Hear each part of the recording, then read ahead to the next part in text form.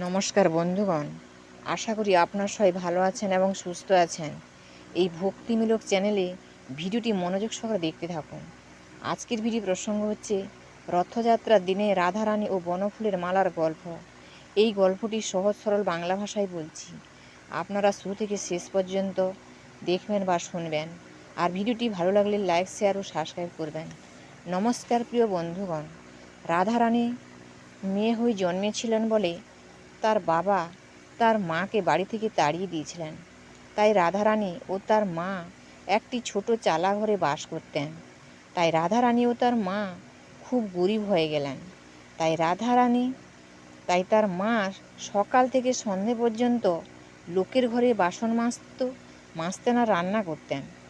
এতে যা কিছু উপার্জন হতো, মা ও মেয়ে দুজনেই সুন্দরভাবে দিন কাটত।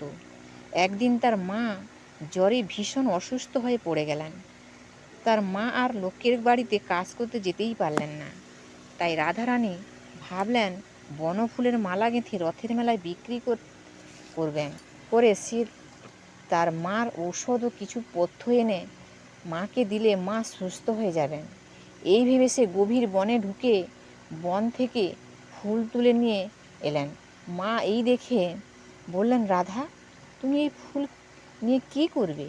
রাধারানী বললেন, মা, আমি এই বনফুলের মালা গেঁথে রথের মেলায় বিক্রি করব। যদি 2 পয়সা হয় তাহলে তোমার জন্য কিছু পথ্য নিয়ে আসবো। এই কথা বলে রাধারানী খুব যত্ন সহকারে ফুলের মালা গেঁথে রথের মেলায় চলে গেলেন এবং সেখানে পৌঁছানোর সঙ্গে সঙ্গেই প্রচুর বৃষ্টি ও ঝড় নেমে এলো। মেলা আর জমল না। বেলা ডুবে গেল, অনেক রাত হয়ে গেল, তবুও বৃষ্টি থামল না। আর মেলাও জমল না। রাধারানী মালা একটাও বিক্রি হলো না।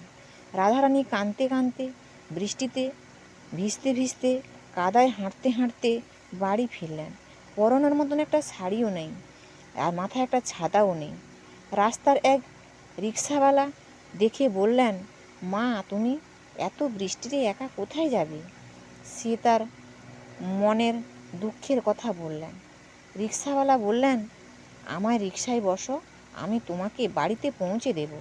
রাধারানী বললেন, আমার কাছে এই মালা ছাড়া আর কোনো পয়সা নেই। বললেন, তোমার কাছে যে মালা আছে, এই মালা একটা দিলে তোমার গাড়ি ভাড়া বেশি হয়ে যাবে। তাই সে মনে মনে ভাবলো, আমার মালা তো একটাও বিক্রি হয়নি, তাহলে এই রিক্সাওয়ালাকে একটা দিয়ে দিব। এই ভেবে সে রিকশায় বসলো।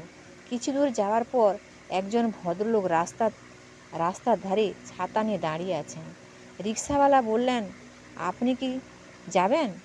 তখন ভদ্রলোক বললেন, হ্যাঁ, গাড়ি তো আর পাচ্ছি না, তাই আপনার রিক্সাতেই যাব। এই বলে সে ভদ্রলোক রিকশায় বসলেন। দেখলেন রাধারানীর কাছে অনেক মালা আছে। তখন এই ভদ্রলোক বললেন, মা, তুমি এ ফুলের মালা নিয়ে কী করবে? রাধারানী বললেন, আমি এই মালা রথের মেলায় বিক্রি করতে গেছিলাম, কিন্তু বৃষ্টিতে আর মেলা জমল না, কেনার মতন লোকই রইল না, তাই এই মালা বিক্রি হয়নি। ভদ্রলোক বললেন, হয়নি তো কী হয়েছে, আমাকে 3টে দাও। আমার ঘরে জগন্নাথ, বলরাম ও সুভদ্রার ছবি আছে, এই ছবিতে আমি পরাবো। তখন রাধারানী খুশি হয়ে গেলেন। রাধারানী বললেন, একটা মালার দাম 1 পয়সা করে, আপনি কি দিতে পারবেন? তখন ভদ্রলোক বললেন, হ্যাঁ, আমি দিতে পারবো। এই কথা বলতে বলতে রাধারানীর বাড়ি এসে গেল। এই কথা বলতে বলতে রিক্সাওয়ালাকে একটা ফুলের মালাও দিলেন। রিক্সাওয়ালা বললেন, আমার ঘরে জগন্নাথ, বলরামের, সুভদ্রার ছবি আছে, তুমি আমাকেও 3টে দিয়ে দাও। তাই 3টে মালা রিক্সাওয়ালাকে দিলেন।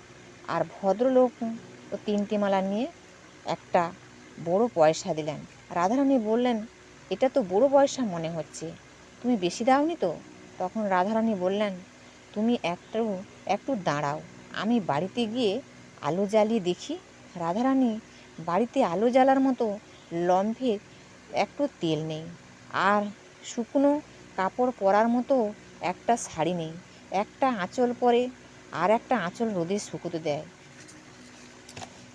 তবুও সে লোকটিকে ছাড়ার জন্য সে ভিজে কাপড় পরা সত্ত্বেও পাথর ঠুকিয়ে খড় জ্বালিয়ে যখন দেখল এটা একটা বড় পয়সা, সে তখন এত বড় পয়সা নেবে না বলে ভদ্রলোকটিকে কাছে ছুটে গেলেন। তখন লোকটি পালিয়ে গেছেন।